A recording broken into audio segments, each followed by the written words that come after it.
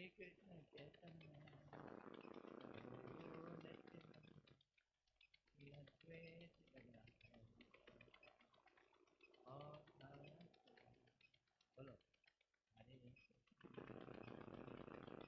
कृष्ण कृष्ण हरे राम राम राम हरे कृष्ण कृष्ण हरे राम राम राम हरे कृष्ण कृष्ण कृष्ण हरे राम राम राम।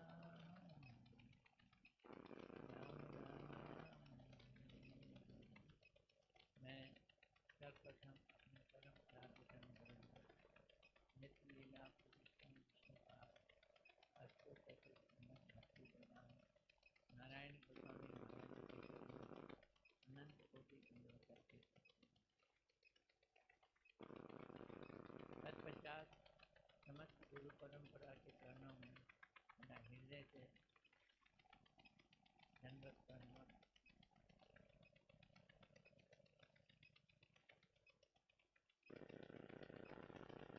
उपस्थित जैन एकादशी के उपलक्ष्य में उपस्थित सभी वैष्णव के चरणों में मेरा हृदय से दंडवत करना।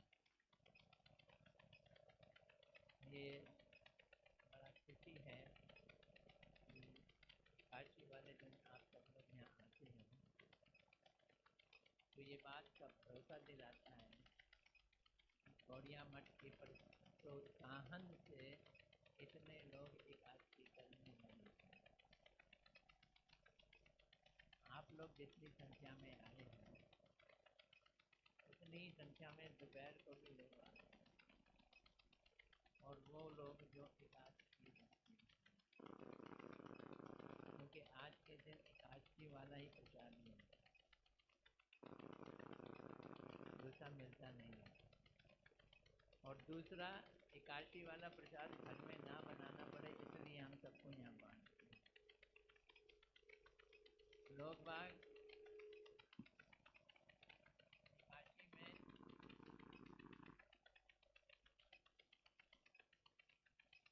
सुविधा प्राप्त करें, एकादशी करने की सुविधा प्राप्त करें। क्या सुविधा? आके कथा सुने, कीर्तन सुने, आरती देखें और प्रसाद भी नहीं खाएं, घर बनाने की जरूरत नहीं।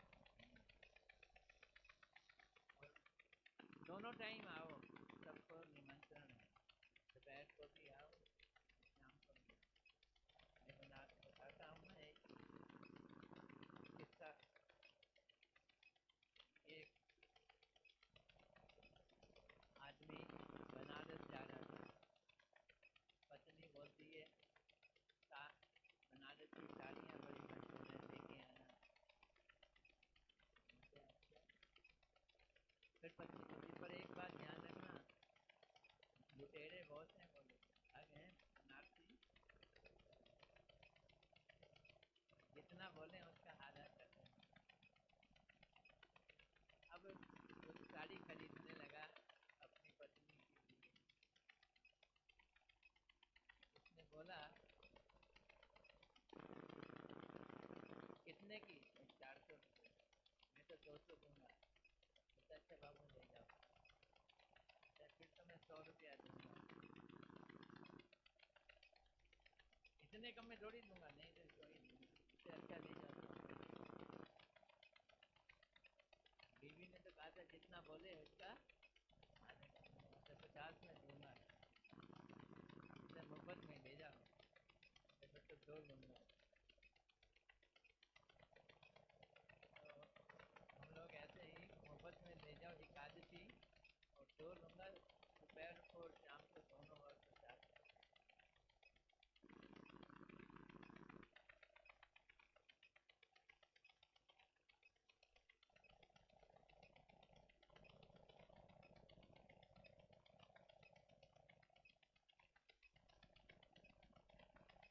एकादशी में भगवान कृपा देने के लिए आतुर हुए पड़े। गुरुदेव बोलते हैं खुद कृष्ण ही एकादशी बनते हैं, कृष्ण ही एकादशी, या यूं कहो कृष्ण कृपा करने के लिए एकादशी का रूप धारण करते हैं। एक माला करोगे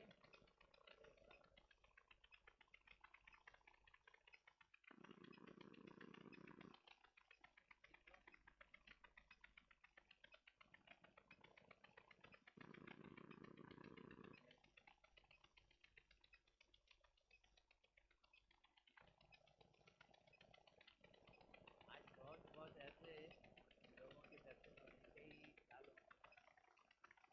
फरीदाबाद में गया, वहां भी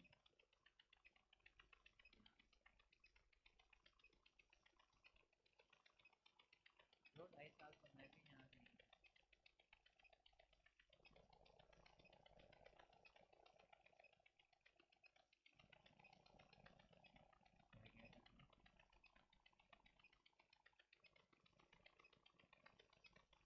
एकादशी किसी को एक माला करो तो हजारों का फायदा होता है। थोड़ी सी कथा सुनो तो बहुत जबरदस्त फायदा होता है। एकादशी की महिमा सुनो, इसका लाभ मिलता है। तो एकादशी को मैं पता है क्या कहता हूँ, एकादशी को कहता हूँ मैं लाउड स्पीकर। लाउड स्पीकर सुनो, जैसे हल्का सा बोलो, आवाज थोड़ी सी आती है, तो थोड़ा सा करो और बहुत सारा फायदा हो जाता है। एकादशी क्या है? एम्पलीफायर। ये हमारी भक्ति को एम्पलीफायर करता है। पर रखना है, व्रत बहुत जरूरी है। भगवान ने एक पाप पुरुष को बनाया था। किसको बनाया? पाप पुरुष को। उसमें सारी दुनिया के पाप डाल दिए।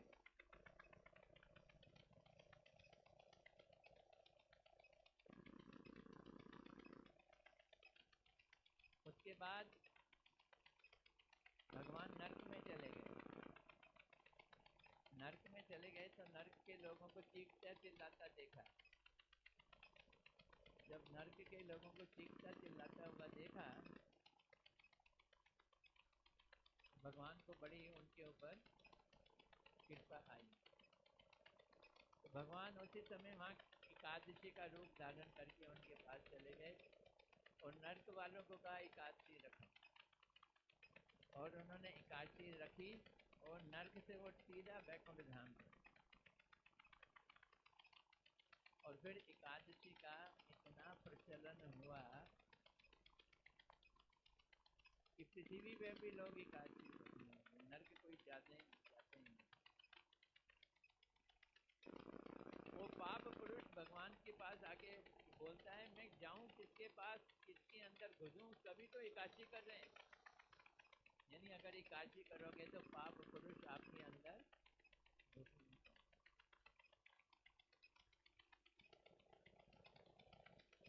भगवान ने कहा एकादशी लोग करें, पर अगर अन्न खाएंगे तो तू अन्न में जाके बैठ जा एकादशी वाले दिन। अगर कोई एकादशी का व्रत रखता है और साथ में क्या खाता है? अन्न खाता है, तो क्या खाएगा? पाप। क्योंकि पाप को एकादशी ने अन्न में वास किया।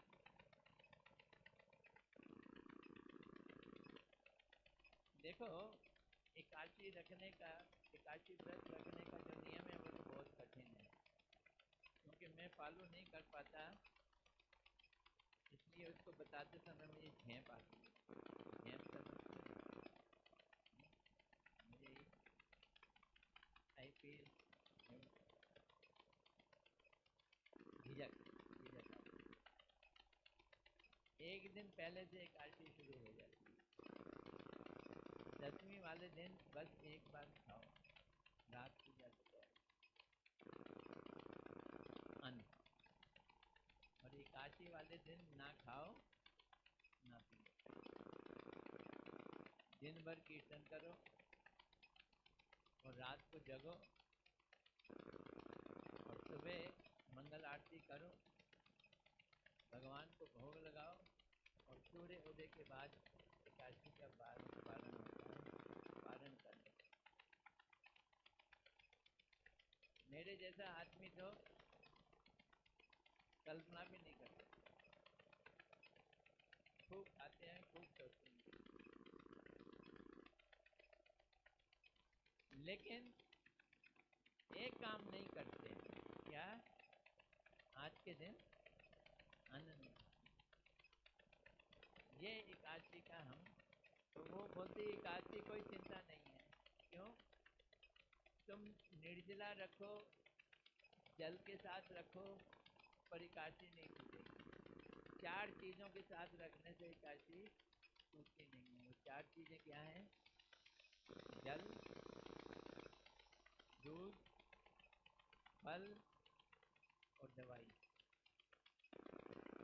जल, फल, दूध और दवाई, इन 4 चीज़ों के लेने से एकादशी छूटती नहीं है। अब हमने इसी चीज़ को खूब एलोब्रेट कर दिया। दूध से सीधा देसी घी पे पहुंच गए और मक्खन और पनीर पे पहुंच गए। दूध है और फल से हम बकवीट और कुटू का आटा और पूरा जी उसके ऊपर आ गए। पूड़ियाँ चलो, इसकी चलो, कुटू के आटे की पूड़ियाँ चलो। एक घर में गया, उन्होंने तो मखाने को वो करके भूनकर उसको क्रश करके आटा बनाकर उसकी रोटियां बनाई। रोटियां बनाकर कुटू के आटे की परोठियाँ काली होती हैं, वो सफ़ेद रोटी बड़ी सुंदर लग रही थी, खाने में भी स्वाद लग रही।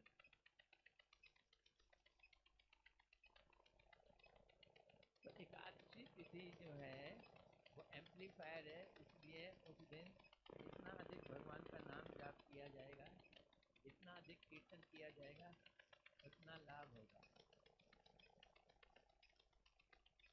एक बात समझना अच्छी तरह से,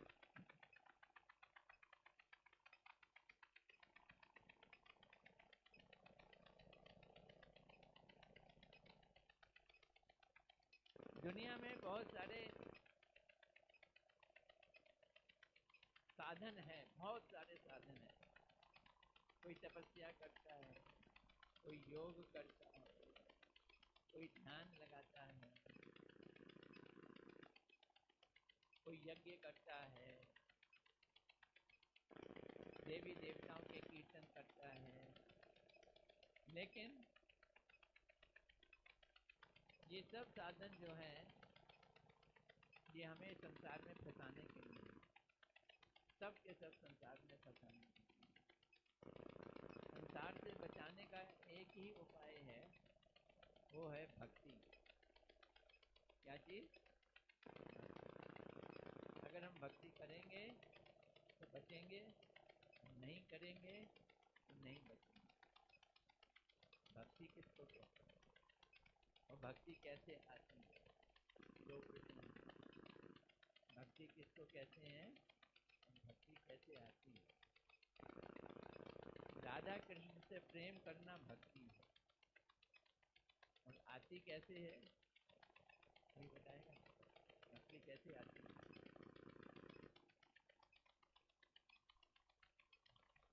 हैं?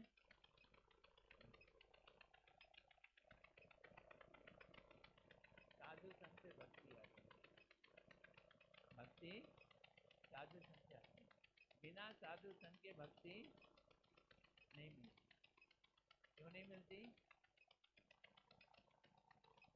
ये भी समझ लें हम, क्यों नहीं मिलती। मैं कल एक किस्सा सुना रहा था, वो आज फिर सुनाने जा रहा हूँ। 4 साधु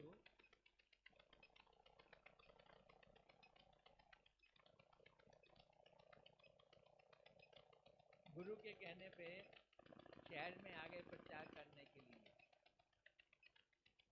एक ने चौराहा चुना बैठने का। कहाँ पे? चौराहा। क्यों? क्योंकि वो बोलता है यहाँ पे इतने लोग चारों तरफ से आते हैं और चारों तरफ जाते हैं, लेकिन किसी के पास उसको ये नहीं मालूम वो आ जा क्यों रहा है, उद्देश्य किसी को नहीं मालूम। तो लोग भक्ति क्यों नहीं करते हैं? क्योंकि किसी को जीवन का उद्देश्य क्या है वो नहीं मालूम।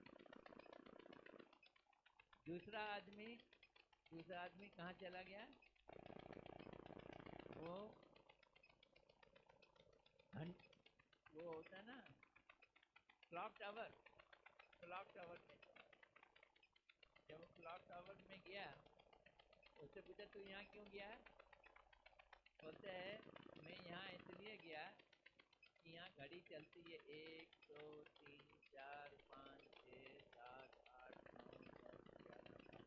जब 12 बजते हैं ना तो दोनों सुइयाँ हाथ जोड़ के बैठ जाती हैं, बोलती हैं बस इसके बाद मेरे पास समय नहीं है। तो भैया सबके पास लिमिटेड समय है, उसके बाद समय हमारा खत्म हो जाता है, समय नहीं है। तो हम अपने समय को धड़ाधड़ बर्बाद करने में लगे हुए हैं, इसलिए भक्ति नहीं आती। तीसरा आदमी था, वो कचहरी पे जाकर रहने लगा। कचहरी में क्यों जा रहती हो?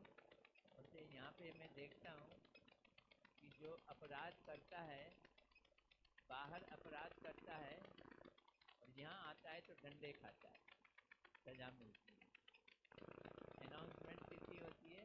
सजा की। तो मतलब है इस दुनिया में अगर आप बुरे काम करोगे तो उसकी सजा मिलेगी। अच्छा ये तो बताओ बुरे काम क्या है? ये समझना बुरे काम क्या है।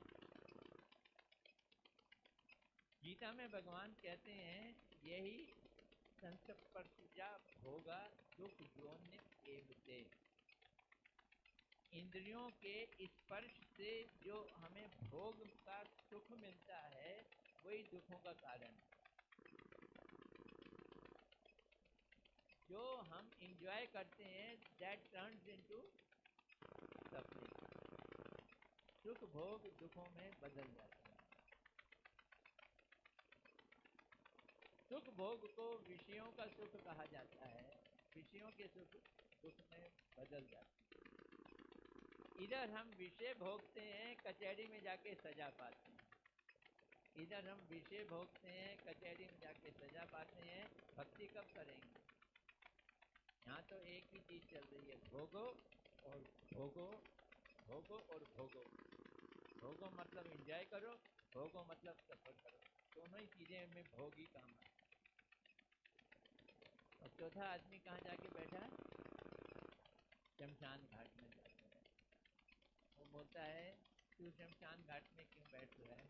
बोलता है ये मैं आदमी का आखिरी पड़ाव देखता हूँ, आदमी इसके बाद और कहीं नहीं जाता। शमशान घाट मनुष्य का जीवन मिला भगवान की भक्ति करने के लिए, लेकिन हमने उसे कहाँ पे जाके रोक दिया? उसको शमशान घाट में हमने मर गए। मरने का क्या मतलब है? मरने का मतलब है कि हम फिर जन्म लेंगे, फिर भोगेंगे, फिर कष्ट उठाएंगे, फिर भोगेंगे, फिर कष्ट। मनुष्य बनेंगे क्या? कोई गारंटी नहीं। अरे भरत महाराज इतनी भक्ति करने के बावजूद भी फिर क्या हुआ? एक हिरण के चक्कर में पड़ गए और क्या बन गए? हिरण बन गए। भरत महाराज हिरण।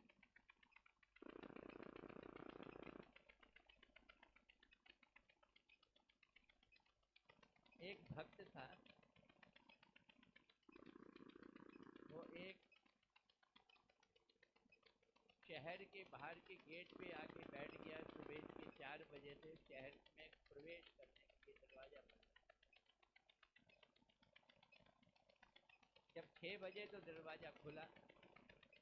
दरवाज़ा खुला, वहाँ मिलिट्री वाले थे जिन्होंने दरवाज़ा खोला, और उस आदमी को पकड़ के उन्होंने उस साधु को पकड़ के सन्यासी को उठा, राजा धीराज की जय, उसको कंधे पे उठा दिया। बोलते हैं भैया मैं बाहर से आया हूँ, मैं तुम्हारा राजा नहीं हूँ।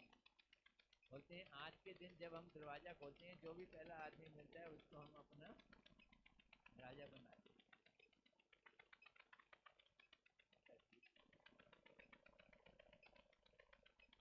उसने राजगद्दी पे बैठ गया। राजगद्दी पे बैठते ही उसने अनाउंस किया कि सब लोग एकादशी रखें, और उसने संडे की छुट्टी बंद करके कौन सी छुट्टी कर दी? एकादशी की छुट्टी कर दी।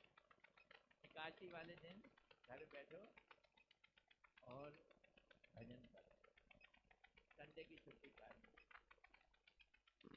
उसने राज्य की तरफ से बड़ी बड़ी भागवत की कथाओं का अरेंजमेंट किया, साधु संतों की बड़ी उसने सेवा की। उसका शहर जो है, उसका देश जो है, वो एकदम बैकुंठ जैसा बन गया। तो एक बार बाहर के राजा ने हमला किया उस राजा पे। उसे पता चला कि यहाँ पे एक भक्त महात्मा कोई राजा बन गया है, वो क्या लड़ाई करेगा, अब हम इसको जीत सकते हैं। वो राजा बड़ा काबिल था जिसने हमला किया, बड़ा काबिल राजा था, लेकिन इस भक्त राजा ने कोई सेना नहीं भेजी, सेना थी ही नहीं इसके। महाराज वो राजा आ रहा है, आने, वो राजा आ रहा है, आने दो, आ रहा है, आने दो। आ गया राजा और उसके पास आ गया, महात्मा के पास। जब राजा महात्मा के पास आया, महात्मा कहता है देखो जी मैं तो सन्यासी हूँ, मैं तो राजा हूँ नहीं, इन्होंने जबरदस्ती मुझे राजा बना दिया। ये कौन है राजा बनाने के लिए? ये भगवान ने राजा बना दिया। मैंने सारे देश में भक्ति का प्रचार कर दिया। अब ये सारा देश जो है बहुत सुंदर और बैकुंठ बन गया है, और तुम राजा और आओ संभालो। मैं फिर चला अपने विचरण करने। तो जो भक्त होते हैं उनका यही नियम है कि अगर उनको राजा बना दो तो भी भक्ति का प्रचार करेंगे, और सन्यासी बना दो तो भी भक्ति का प्रचार करेंगे, राज्य मिल जाए तो भी भक्ति का प्रचार करेंगे, और राज्य छूट जाए तो भी भक्ति का प्रचार करेंगे। उनको राजा बनने की कोई ज़रूरत नहीं, राजा बनने की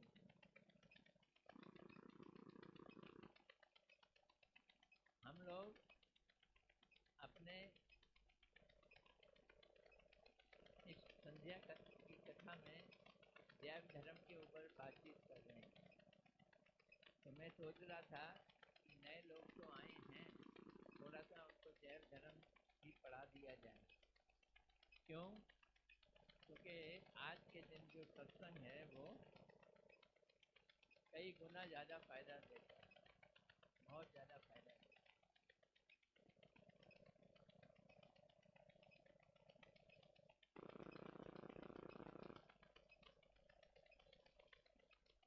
जैव धर्म जीव का क्या धर्म है ये बतलाता है, इससे हमें बहुत कुछ सीखने को मिलता है। तो जो सीखने को मिलता है वो मैं आपको कथा करके भी सुनाऊंगा। उससे पहले एक छोटी सी कथा और सुन लीजिए।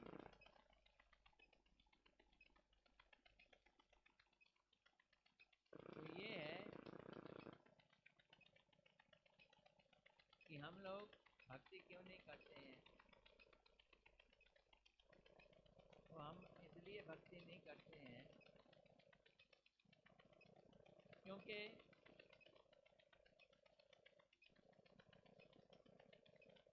हमारी नेचर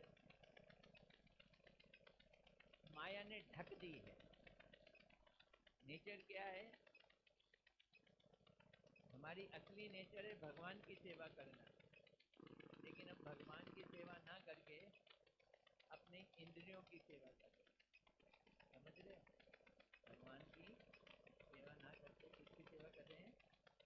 इंद्रियों की सेवा।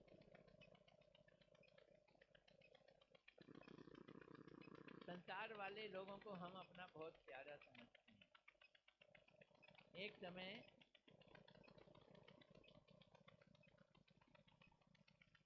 एक शहर में एक महात्मा आके रहने लगे किसी के घर में, और रोज कथा करते।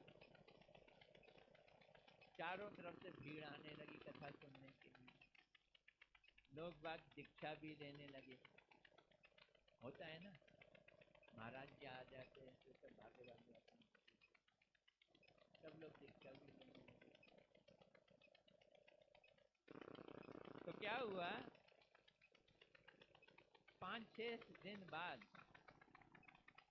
उस शहर का एक फल बेचने वाला वो भी आ गया दीक्षा लेने। महात्मा ने फल देखने वाले को गौर से देखा, बोलते प्याज लहसुन छोड़ेगा?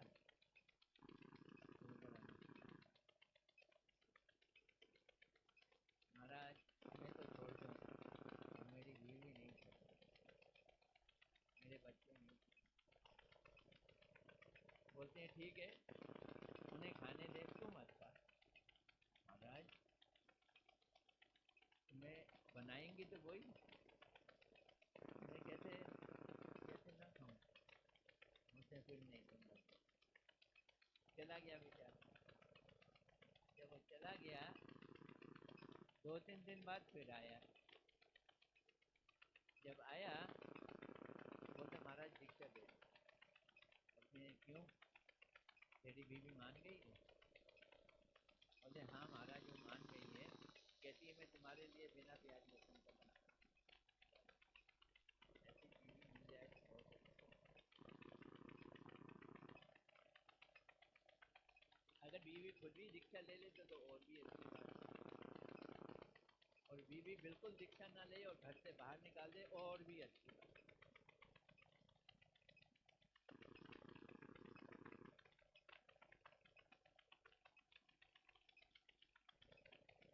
अरे देखो भक्ति में कोई चीज बुरी होती ही नहीं है। अगर काम की हो गए तो अच्छी बात है, नहीं हुई तो और भी अच्छी बात है। अब जी वो दीक्षा ले लिया, गुरु ने कहा एक आसन बिछा लिया कर, पूरब की तरफ मुंह रख और ये माला ले और इस पे हरे कृष्ण कृष्ण कृष्ण हरे हरे, हरे राम हरे राम हरे राम, इसका जाप कम से कम आधा से 1 घंटे का डेली का जाप। उसने माला ले ली। माला लेने के 3-4 दिन बाद वो फिर आया। गुरु कहते हैं हाँ भाई कैसा चल रहा है? बोलता महाराज मजा नहीं। क्यों?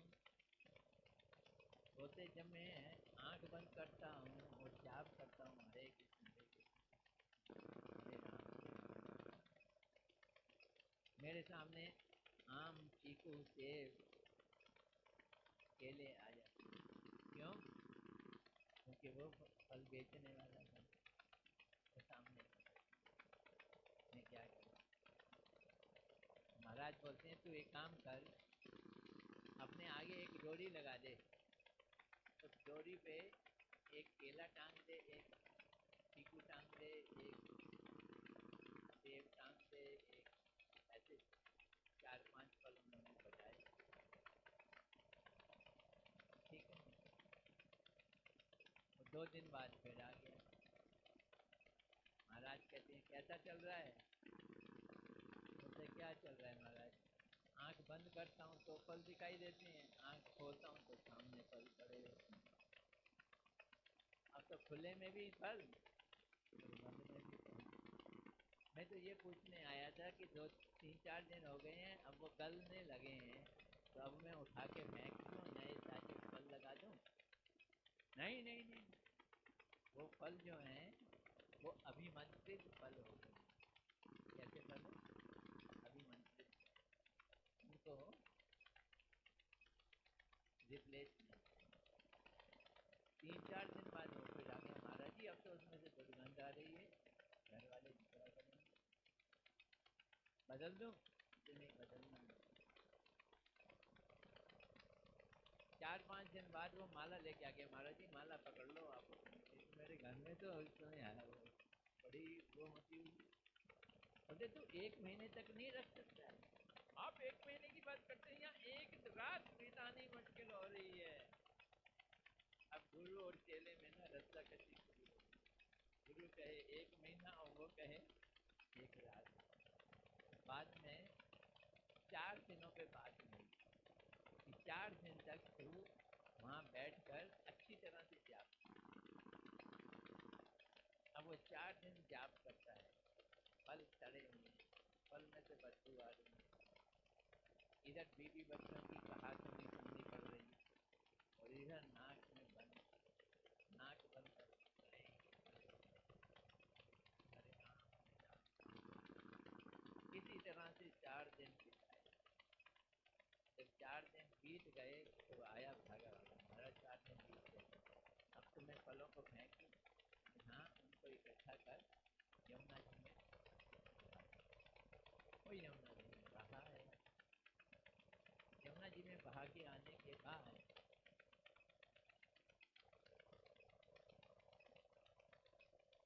दूसरे तीसरे दिन वो फिर वापस आए। हाँ, गुरु के पास। गुरु बोलते हैं भाई अब क्या हाल है? अब कैसे ठीक हो गया? कहते महाराज अब मैं बंद करके जैसे ही जाप करता हूँ देख फल सामने आते हैं। जैसे ही वो फल सामने आते हैं और मैं जाप कर रहा होता हूँ तो वो सड़ने लगता है। जब वो सड़ने लग जाते हैं तो उसमें से मुझे वही दुर्गंध आती है और वो मुझे एकदम निकाल के उनको फिर फल मेरे आगे से चले जाते। फिर मैं जाप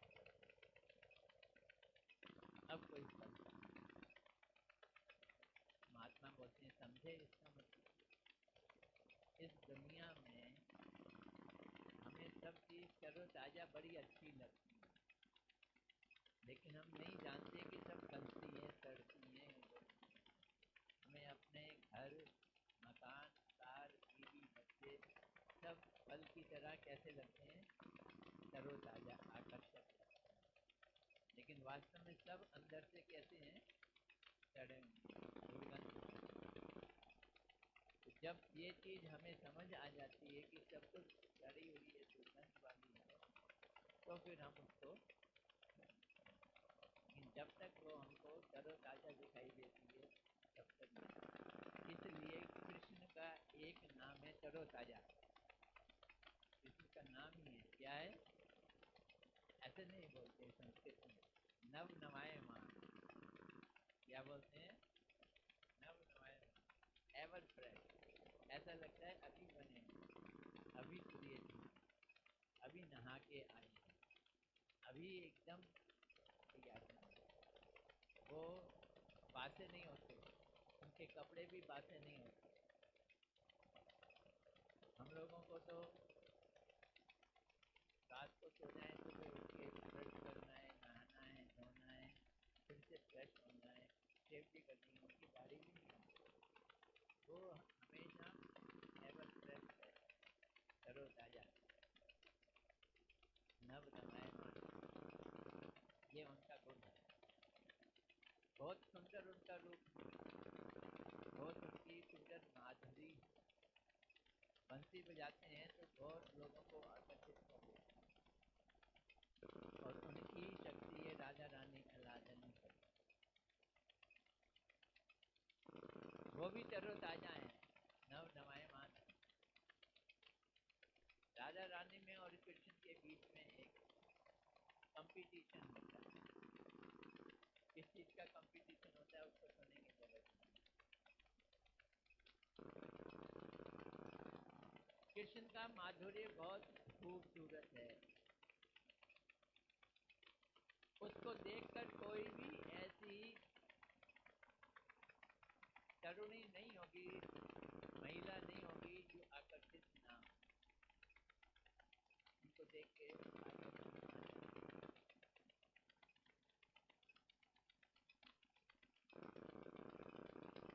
तो कृष्ण जब राधा जी को देखते हैं, राधा जी को देखते ही कृष्ण का माधुर्य बढ़ जाता है, इसमें हट जाते हैं। उनके माधुर्य के बढ़ने से राधा जी को आनंद आता है। जब राधा जी को आनंद आता है तो वो और सुंदर लगते हैं। उनको आनंदित देखकर कृष्ण का माधुर्य और बढ़ जाता है और इधर राधा जी भी और सुंदर हो जाती है। इस तरह से राधा जी और कृष्ण में हमेशा आपस में क्या रहती है, आज तक बना हुआ है। वो बोलते हैं कि माधुर्य के बढ़ने का कोई गुंजाइश नहीं है, फिर भी बढ़ता है। और राधा जी का कृष्ण के प्रति प्रेम बढ़ने का टॉप में पहुंचा हुआ है, लेकिन फिर भी वो बढ़ता ही जाता है, घटने का नाम नहीं। तो ऐसा राधा कृष्ण के प्रेम जो तरोताजा रहता है, उसको प्रेम ना करके हम सड़ने गलने वाले फलों वाले घर वालों के साथ प्रेम करते हैं। जिस दिन हमारे को ये पता चल जाए कि ये सब सड़ांध हैं, ये घरांध नहीं है, घर वाले नहीं है, ये क्या है, ये सब सड़ांध हैं, तो फिर उनको उनके प्रति हमारा विकर्षण मतलब आकर्षण घट जाएगा और कृष्ण के लिए आकर्षण बढ़ जाएगा। तो आइए थोड़ी देर जैव धर्म को सुनते हैं। आप लोगों ने सुनी नहीं है इतने दिनों से, और मैं पढ़ने की और पढ़ के सुनाने की हिम्मत कर रहा हूँ। इस तरह से सुनाना चाहता हूँ कि आप लोगों को आनंदित, अच्छा लगे, स्वाद आए।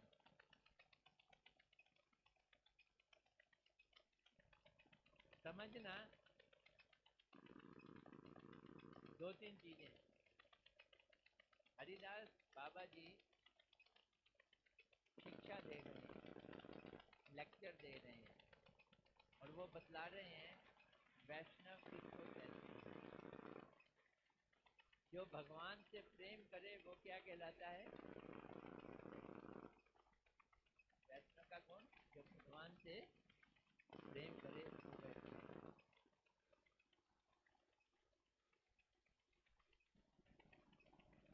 वैष्णव तीन तरह के होते हैं, फर्स्ट सेकंड थर्ड, कनिष्ठ भक्त, मध्यम अधिकार और अंत में उत्तम अधिकार।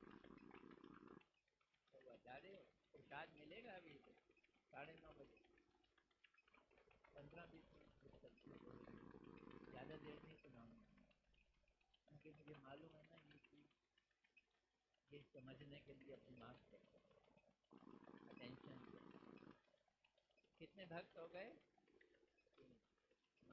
कनिष्ठ, मध्यम और उत्तम।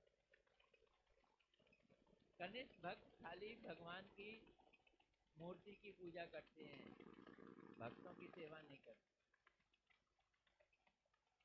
और जो मध्यम अधिकारी के भक्त हैं वो भक्तों की सेवा करते हैं।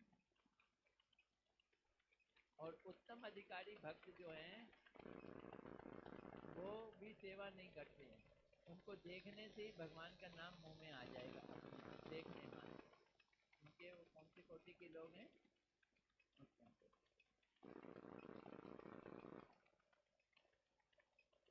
अब जो मध्यम अधिकारी लोग हैं, कनिष्ठ से ऊपर, वो वैष्णव कहलाते हैं।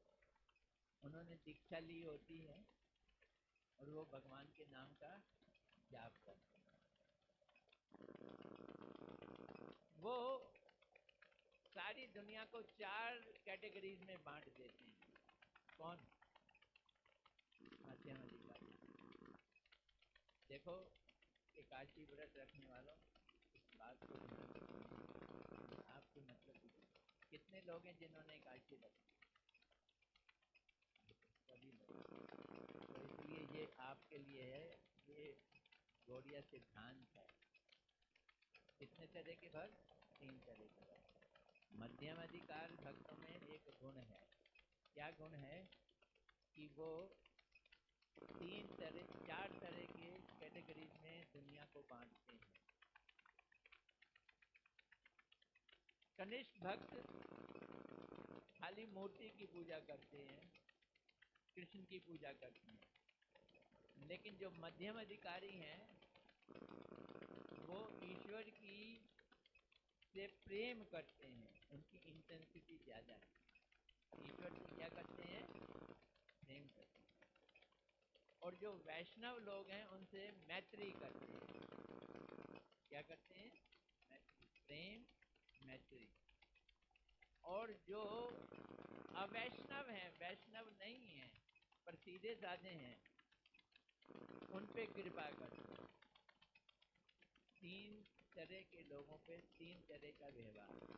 ईश्वर से प्रेम, और वैष्णव से मैत्री, और जो इग्नोरेंट हैं, मूर्ख लोग हैं पर सीधे साधे हैं, उनके ऊपर प्रेम, मैत्री, कृपा। सीधे साधे लोगों को बालिश कहा गया है। क्या बोला? बारिश मत, बालिश, बालिश कहा। बालिशों को प्रेम, बालिशों पे कृपा करने का मतलब है कि उनके को भक्ति की उपदेश देना, ये सेवा। तो पूछते हैं ना कि वैष्णव की सेवा क्या है? वैष्णव की सेवा है वो बालिशों को क्या करते हैं? प्रचार करते हैं। इसलिए आप लोगों ने देखा होगा हमारा लोगो है IGBT। कभी ध्यान से देखना, हर जगह हमारे पम्फलेट में या हमारे उसमें लेटर पैड में, हमारी कोई भी चीज़ है उसमें एक लोगो है। लोगो कैसा है? उसमें शंख बना हुआ है, ऐसे करके शंख को मोर के पंख जैसा बनाया हुआ है। शंख के मुंह के आगे मुरली निकल रही है, भगवान कृष्ण की मुरली। ये मैंने और एक आर्टिस्ट ने मिलके, मैं इसलिए कह रहा हूँ क्योंकि मेरी भी प्रतिष्ठा मिली, मुझको भी प्रतिष्ठा मिली। आर्टिस्ट बड़ा गजब का था। मैंने कहा कि मुझको IGBT का लोगो चाहिए, उसने 15 मिनट में खट खट खट करके बना दिया। बोलता प्रभु जी ये आपका लोगो खूब चलेगा। अब मैंने लोगो तो बनवा दिया, बहुत सुंदर है, मोर के पंख वाला शंख है, पर नीचे मेरे दिमाग में जैव धर्म थी। उसमें मैंने लिखाया प्रेम, मैत्री, सेवा। कृपा नहीं लिखाया। कृपा से तो ऐसा लगेगा कि तुम बड़े महान हो जो कृपा कर रहे हो। हम क्या कर रहे हैं? कृपा देने का मतलब है भक्त बनाना, और भक्त बनाने का मतलब है और नाम जाप करना, कृपा, मैत्री। तो मध्यम अधिकारी के लोग क्या? प्रेम, मैत्री, ईश्वर से प्रेम, वैष्णव से मैत्री, और जो इग्नोरेंट लोग हैं उन पे कृपा, और जो भगवान से द्वेष करते हैं, जो भगवान को निराकार मानते हैं, भगवान का रूप ही नहीं मानते हैं, वो द्वेषी कहलाते हैं। भगवान के क्या? द्वेषी। उन पे क्या करना? उनको अवॉइड करना। क्या करना? अवॉइड। अवॉइड कैसे किया जाए? अवॉइड प्यार से बेवकूफ बनाकर अवॉइड करना है। आओ जी, हरे कृष्णा। कैसा चल रहा है? बहुत अच्छा चल रहा है। Very good, very good. जाओ जाओ अपने काम पे लगो। इसको अंग्रेजी में कहते हैं high and by, high and by के फिलॉसफी को चलाओ। तो यही सिलसिला चल रहा था। हरिदास बाबा जी समझा रहे हैं,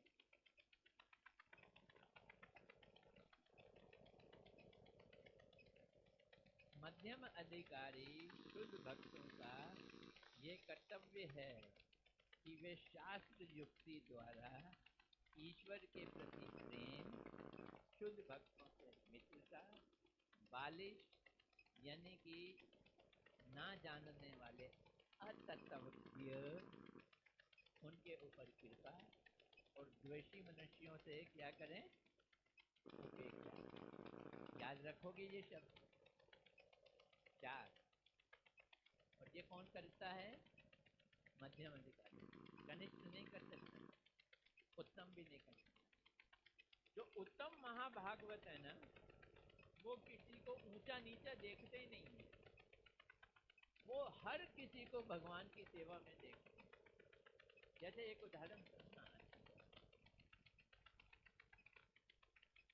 इस समय वसुदेव जी का पहला पुत्र हुआ। वसुदेव जी अपना पुत्र लेकर कंस के पास चले गए और कंस को दे दिया कि अब तेरी मर्जी जो तू कर।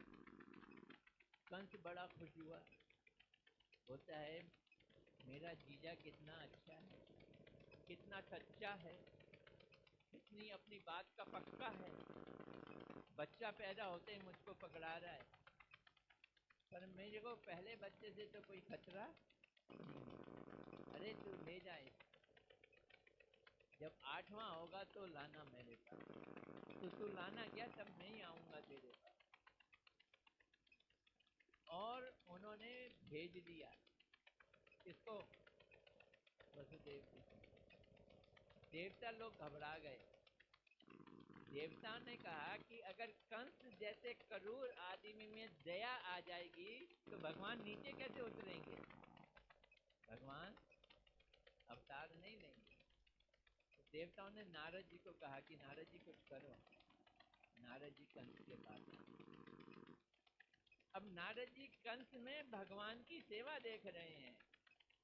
बोलते हैं कंस तू तो कितना अच्छा आदमी है, कितना समझदार है, तू तो अपनी प्रजा की कितनी सेवा करता है, तू तो महान है। मेरा काम है देवताओं के साथ घूमना, तो मुझे कई सारी उनकी अंदर की बातें मालूम है। तो देवता लोगों ने तुझको मारने के लिए बहुत बड़ी प्लानिंग की है। ये जितने भी तू देख रहा है ना, तेरे पिताजी कौन, वसुदेव, और तेरे जितने भी रिश्तेदार हैं यादव लोग, ये सब देवता हैं, देवता बन के आए हैं यहाँ पे। और विष्णु की ये चाल है, विष्णु ने तुझे मारना, ये तुझे मालूम नहीं। अब देखिए जो देवता हैं इनकी गिनती का पता नहीं है, ये सीधी है या उल्टी है। ये 1 2 3 4 5 6 7 8 8 7 6 5 4 3 2 1, उनका एक भी 8 हो जाता है और 8 1 हो जाता है, इनकी उल्टी गिनती होती है। वो एक 8 पत्तियों वाला फूल लेके आए कंस के पास। पता है इसमें पहली पत्ती कौन सी और 8वीं कौन सी। उसने कोई सी पत्ती को पहली कहा तो उन्होंने फूल को घुमा दिया, अब बता पहली कौन सी। फिर फूल घुमा दिया, अब बता पहली कौन सी है, 8वीं कौन सी। तो इसलिए चक्कर में मत पड़, पहली 8वीं हो सकती है, दूसरी भी 8वीं हो सकती है। अब जी कंस किया, उसने बच्चा पकड़ा और मारा। तो नारद जी कंस को बच्चे को मारने की प्रेरणा दे रहे हैं और कंस से क्या करवा रहे हैं, भगवान की सेवा। तो जो महाभागवत लोग हैं वो सबको भगवान की सेवा में ही लगा हुआ है। समझ आ रही है बात। तो बालिश लोगों पर कृपा करना और द्वेषियों की उपेक्षा करना, भक्ति के तारतम्य से मित्रता का तारतम्य होना चाहिए। वैष्णवों से मित्रता, अब कितनी मित्रता किसके साथ करोगे, ये प्रश्न उठता है ना। तो जो बहुत उत्तम कोटि के भागवत हैं उनको तो गुरु मान लो, उनके उनकी जो सेवा पूरी की पूरी करो। इस सेवा को मित्रता में डाल दिया हूँ, पर आदर सत्कार वाली, संभ्रम वाली। और जो तुम्हारे गुरु भाई हैं उनको भाई जैसे मान के इक्वली देखोगे। और जो तुम्हारे जूनियर भक्त हैं उन पे भी कृपा करोगे और उनको भी आदर करोगे। आदर आदर का भाव अपने आप निकलता है। अगर भक्ति होना, आदर का भाव अपने आप निकलता है। तो मित्रता का तारतम्य किस हिसाब से होना चाहिए, भक्ति के तारतम्य से। जैसी भक्ति वैसा तुम्हें, कहते हैं ना, जितना गुड़ डालोगे उतना मीठा होगा, जितनी भक्ति होगी उतना मीठा होगा। और बालिशों की मूर्खता और सरलता के तारतम्य से उन पर कृपा करनी है। और जो बहुत ही निबट मूड है, कुछ तुम्हारी बात सुनने को तैयार ही नहीं है, भैया उस पर कम करो। लेकिन जो कुछ समझदार है तुम्हारी बात सुनने की मतलब, इसको मैं कहता हूँ जैसा गाल वैसा अपन मान, कृपा का चक्कर गाल के हिसाब से।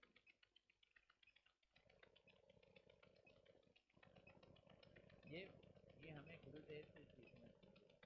हमारे गुरुदेव बहुत ही इस मामले में एक्सपर्ट।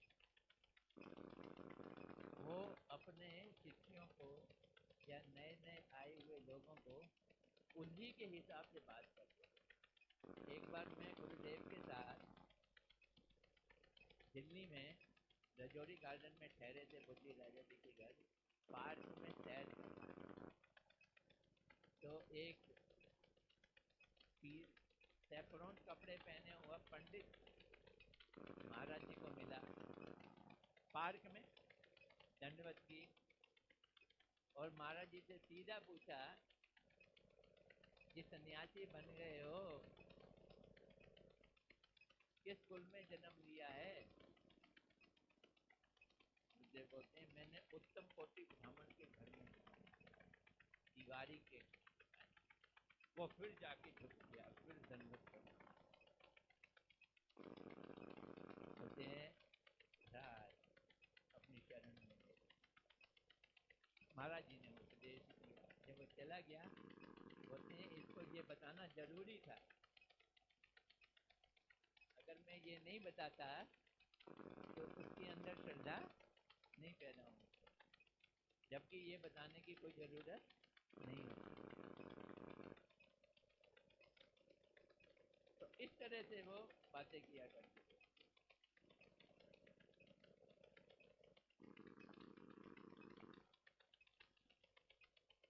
अब थोड़ा सा समय है तो सुनो, ध्यान से सुनो। मेरे दिमाग में तो कुछ बातें आ रही थी तो दर्द बताऊं, लेकिन अभी नहीं, जैसे जैसे आएंगी तुमको। मध्यम कोटि के भक्तजन परमार्थिक व्यवहार करेंगे, लौकिक व्यवहार नहीं करेंगे वैष्णवों के साथ और बालिशों के साथ। कौन सा व्यवहार करेंगे, परमार्थिक। परमार्थिक व्यवहार का मतलब क्या है, भक्ति की चर्चा करें, भगवान की चर्चा करें। कैसे हो, तुम्हारे घर वाले कैसे हैं, थोड़ा सा पूछ के झट पूछना शुरू कर दो। क्या कि भाई कुछ आप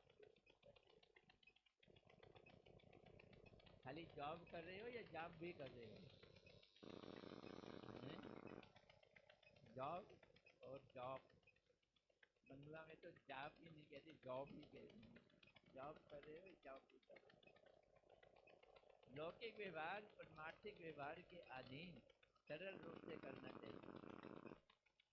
जो लौकिक व्यवहार भी करो ना, रिक्शे वाले से, रिक्शे वाले को पैसा देना है तो बोलते हरे कृष्णा कितना बना बताना,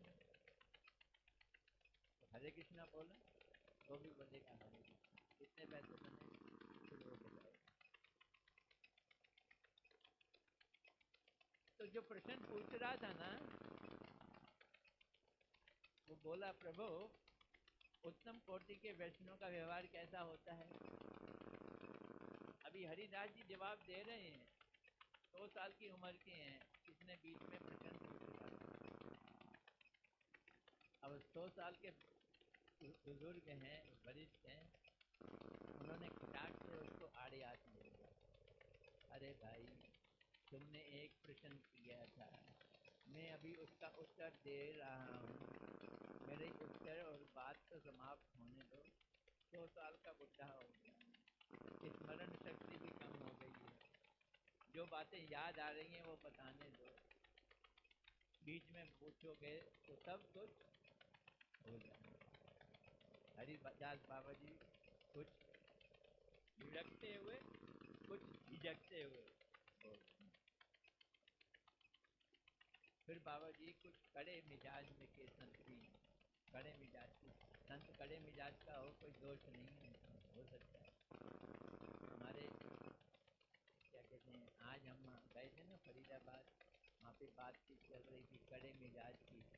वो भक्ति विज्ञान आरती महाराज वो बोलते थे बड़े कड़े मिजाज, साफ बात करते। साफ बात का मतलब पता है क्या है? दो दूनी चार। और टेढ़ी मेढ़ी बात का मतलब क्या है? दो दूनी पाँच। तो साफ बात है। ऐसे ही हमारे एक भक्ति वेदांत श्री विक्रम महाराज हैं, वो भी साफ बात बोलते थे, बड़ी टेढ़ी बात। हमारे गुरुदेव के शिष्य जो हैं, गुरुदेव की टीचिंग है कि हमें राधा जी की पाले दासी बनना है, ये गुरुदेव की श्री विक्रम महाराज ये टीचिंग नहीं देते थे, बोलते थे कृष्ण नाम जपो, अनर्थों को दूर करो। तो एक बार नवद्वीप की परिक्रमा हो रही थी, जो टैक्सी में बैठे हुए लोग हैं वो पहले पहुंच गए मठ में, तो श्री विक्रम महाराज जी परिक्रमा में नहीं गए थे, वो बैठे हुए थे, रास्ते में ही बैठे हुए थे। तो टैक्सी वाले, दिल्ली वाले लोग पहुंचे, उन्होंने श्री विक्रम महाराज जी को प्रणाम किया, कुछ विदेशी भी थे। बोलते हैं तो तुमने क्या सीखा, जिंदगी का उद्देश्य क्या है? तो सब बोले हमें तो राधा जी की पाले दासी बनना है।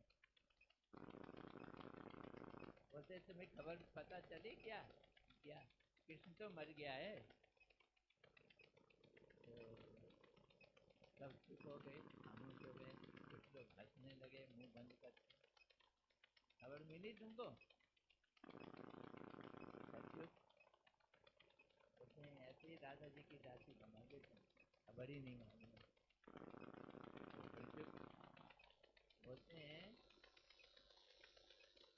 राधा जी कहती हैं कृष्ण को